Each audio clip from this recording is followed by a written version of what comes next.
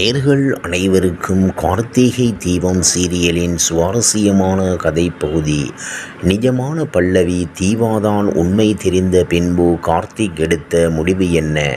கார்த்திகை தீபத்தில் இன்று கார்த்திகை தீபம் சீரியலில் தீவாதான் பல்லவி என்ற உண்மை கார்த்திக்கு தெரிய வந்ததை தொடர்ந்து இன்று தமிழ் சின்னத்திரையில் ஜீ தமிழ் தொலைக்காட்சியில் தினம்தோறும் இரவு 9 மணிக்கு ஒளிபரப்பாகி வரும் பிரபலமான சீரியல் கார்த்திகை தீபம். இந்த சீரியலின் நேற்றைய எபிசோடில் தீவாதான் பல்லவி என்ற உண்மை கார்த்திக்கு தெரிய வந்ததை தொடர்ந்து இன்று நடக்கப் போவது என்ன என்பதை குறித்து பார்க்கலாம் வாங்க.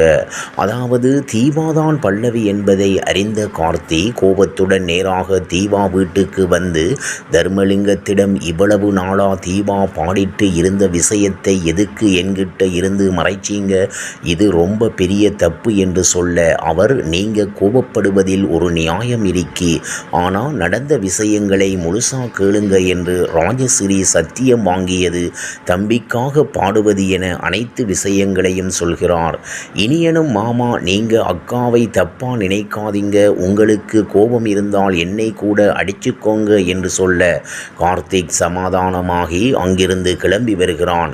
இளையராஜாவிடம் பல்லவியாக பாடிக்கொண்டிருப்பது என்னுடைய மனைவி தீவாதான் என்று சொல்ல அவனும் ஷாக்காகிறான்.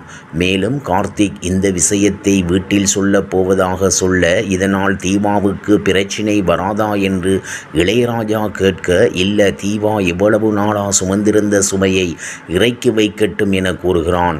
மறுபக்கம் மீண்டும் தீவாவை வழிமறைக்கும் சிதம்பரம் தனக்காக பாட கூப்பிட தீவா முடியாது என்று மறுக்க கார்த்தியிடம் பல்லவி நீதான் என்ற உண்மையை சொல்லிவிடுவேன் என மிரட்டப் போய் சொல்லுங்க என்று தீவா பதிலடி கொடுக்கிறாள்.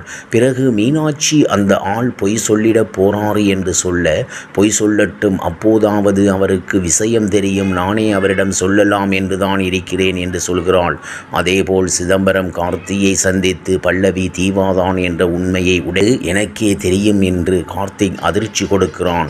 நீங்க என்னோட மீசை கேரியரை கொடுக்க என்னமோ பண்ணுங்க என்று கார்த்திக் சவால். சிதம்பரம் அங்கிருந்து ஆவேசத்துடன் கிளம்பி வரும்போது வழியில் அவருக்கு நெஞ்சு வலி ஏற்பட்டு கார் ஆக்சிடென்ட் ஆகிறது. இவ்வாறாக கார்த்திகை தீபம் சீரியலின் சுவாரஸ்யமான கதைப்பகுதி செல்கிறது.